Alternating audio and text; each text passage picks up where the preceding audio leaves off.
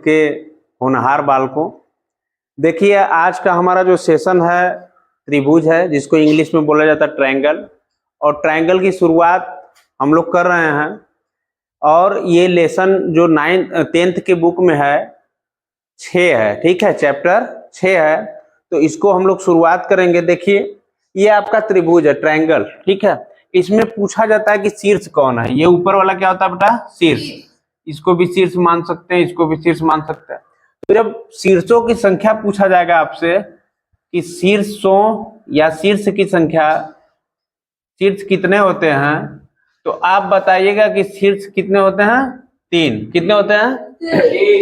अब देखिए कोण, कितने कोण बनते हैं, तो देखिए ये एक कोण ये हो गया, दूसरा कोण ये हो गया, तीसरा कोण ये। तो अगर कहा जाए कि त्रिभुज में कोण कितने बनेंगे, त्रिभुज में कोण की संख्या कितनी हो गई, कोण की संख्या, तो आप क्या बताओगे? 3। क्या बताइएगा? 3। अगर पूछेगा कि त्रिभुज में भुजा कितनी होती है, देखिए यहां से यहां तक AB एक भुजा, BC दूसरी भुजा, और तीसरी क्या है? AC। तो कह सकते हैं कि जो भुजा की संख्या होगी, भुजाओं की संख्या कितनी हो जाएगी बेटा? 3। कितनी हो जाएगी? 3। कौन कौन सी भुजा? देखिए AB बराबर BC बराबर क्या होगा? AC। इसको भी कह सकते हैं कोण की संख्या, कोण A, कोण B, कोण C, और इसका टोटल मान कितना होता है? 180 डिग्री का। और शीर्षों की संख्या, देखो एक A शीर्ष है, B शीर्ष है, और कौन सा शीर्ष है? C शीर्ष है, ठीक। अब आगे बढ़ेंगे हम लोग। देखिए एक 2 बॉल है, ठीक है, 2 बॉल है फुटबॉल का। एक छोटा शेप का आकार का है, एक छोटे शेप के आकार का है, और दूसरा क्या है? लार्ज है। इसको क्या कहेंगे? बड़े शेप के आकार का, ठीक है। एक छोटा शेप और एक बड़ा शेप। तो देखिए यहाँ पे आकार जो होगा, आकार देखिए ये छोटा है और ये बड़ा है, तो आकार असमान है कि नहीं है? तो देखिए यहाँ लिखा जा सकता है कि आकार क्या है? साइज इसका असमान है। साइज क्या है? असमान। लेकिन बात को समझना है, आकृति हमारी ये भी गोल है और इसकी भी आकृति क्या है? गोल है, ठीक है। तो ये क्या हो जाएगा? आकृति वाला शेप क्या हो जाएगा? समान हो जाएगा। क्या हो जाएगा? समान। जब समरूप वस्तुएं की बात होगी, समरूप वस्तुएं तो सर्वांगसम नहीं होंगी। जैसे कह सकते हैं, परिभाषा द्वारा समझते हैं, सभी सर्वांगसम वस्तुएं समरूप होती हैं। बात को समझिए, सभी सर्वांगसम वस्तुएं समरूप होती हैं, परंतु सभी समरूप वस्तुएं सर्वांगसम नहीं होती। जिसके दिमाग में फिट हो गया वो फिर त्रिभुज को नहीं भूलेगा, ठीक है। आगे देखिए, आकार जब समान होगा, आकार क्या होगा? दोनों का समान, एक समान होगा, और आकृति भी क्या होगी? समान होगी। तो ये समान समरूप तो वस्तुएं बनेंगे। तो वही कह रहा है कि सर्वांगसम क्या होगा? समरूप वस्तुएं सर्वांगसम होंगी। बात समझ गए? देखिए हम लोग चलते हैं पहले प्रश्न की ओर। कोष्ठकों में दिए शब्दों में सही शब्दों का प्रयोग करते हुए रिक्त स्थानों को भरिए। पहला जो हमारा क्वेश्चन रिक्त स्थान को भरना है, इसको हम समझते हैं हम लोग। देखिए सभी वृत्त, यहाँ बीच में भरना है, रिक्त स्थान होते हैं। तो देखिए सभी वृत्त जो होते हैं बेटा, ये अगर वृत्त की बात होगी तो कैसे भी वृत्त रहे समरूप होगा कि नहीं होगा? आकृति उसकी क्या होगी? समरूप होगी। तो यहाँ पे क्या लिख देंगे? समरूप। बात समझ में आ रही है? आगे यहां समझना है, आगे सभी वर्ग होते हैं। देखिए जो भी वर्ग रखा जाएगा, मान लीजिए एक वर्ग छोटा हो गया और एक वर्ग क्या हो गया? बड़ा हो गया, फिर भी क्या होंगे? समरूप एक साथ दिखाई देंगे कि नहीं दिखाई देंगे? तो ये भी क्या हो जाएगा? सभी वर्ग समरूप होते हैं।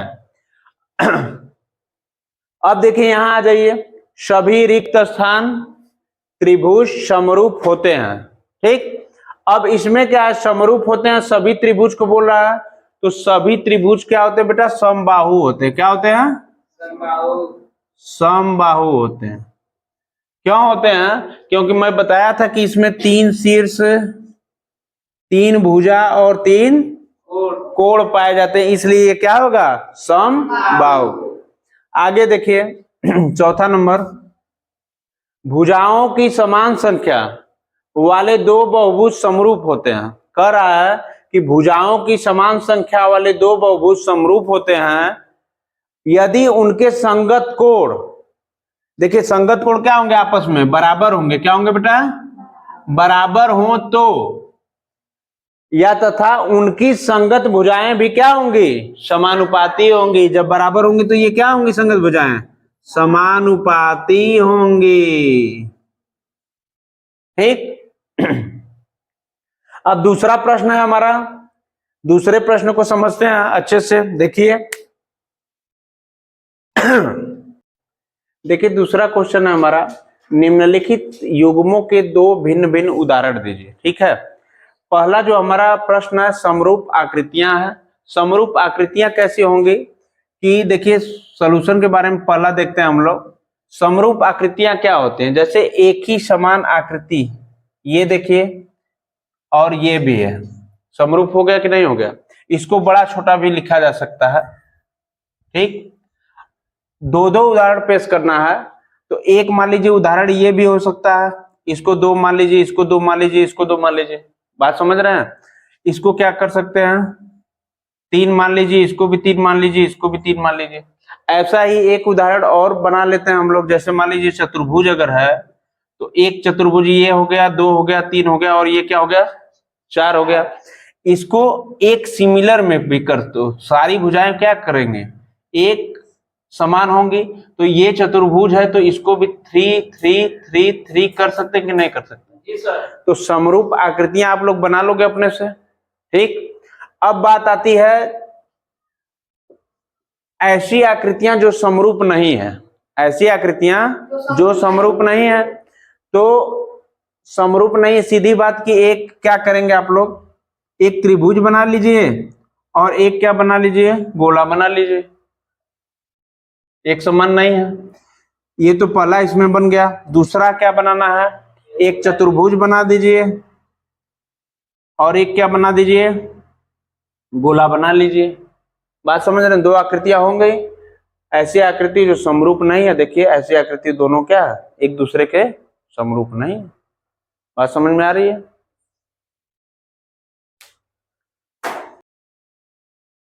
आइए हम लोग तीसरा प्रश्न देखते हैं कि जो कि बहुत ही इंपॉर्टेंट है परीक्षा की दृष्टि से, इसको समझते हैं। यदि किसी त्रिभुज की एक भुजा के समांतर, एक भुजा देखिए, एक भुजा के समांतर अन्य 2 भुजाओं को भिन्न भिन्न बिंदुओं पर प्रतिच्छेद करने के लिए एक रेखा खींची जाए।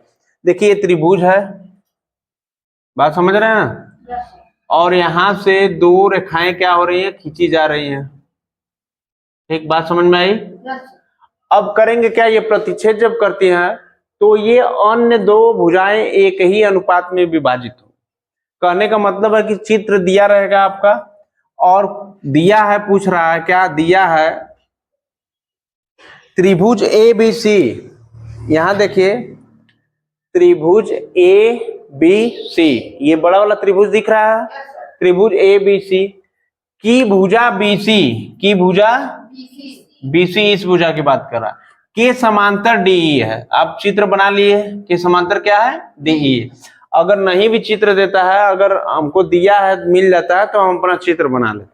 ठीक है, आगे देखिए, सिद्ध क्या करना है, सिद्ध करना है कि एडी बराबर डीई, मतलब कि एडी बराबर डीई, एडी बराबर डी, सॉरी, एडी बटे के डी, मतलब क्या होता है, एडी बटे के डी। ठीक है, उसके बाद क्या होगा इसमें कि एई, यहाँ पे एई है हमारा। ठीक है, एई बटा क्या होगा, ईसी, क्या होगा, ईसी। अब इसी को सॉल्व करना, सिद्ध करना है कि कैसे होगा। ठीक है, इसमें देखिए एक रचना हम लोग ये भी कर सकते हैं अपने से, कि रचना करिए,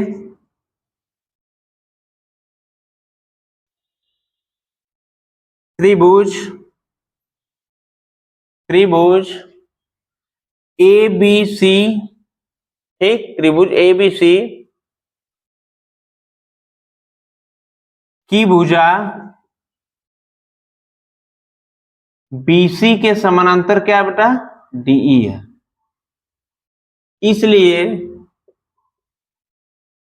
इसलिए यहां पे देखिए, इसको बीई को मिला सकते हैं कि नहीं, बीई को मिला सकते हैं।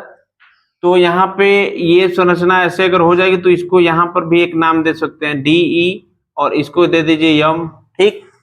अगर हम इस संरचना को यहाँ पे ले जाते हैं, सी को डी से मिलाते हैं, तो यहाँ पे जब इसको काटेगी तो क्या होगा, एन होगा, क्या होगा, तो इधर यम एन हो गया। अब सही है।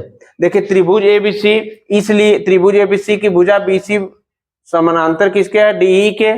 तो अब देखिए क्या होगा, यहाँ पे एडी ई, यहां देखिए एडी ई बराबर क्या हो जाएगा, एडीई बराबर क्या हो जाएगा, एबीसी, क्या हो जाएगा, एबीसी।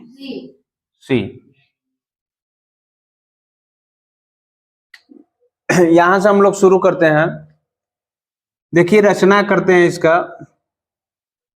भुजा एडी, यहां देख रहे हैं आप लोग, एडी, ए और डी, यहां से यहां तक, बात समझ में आ रही है।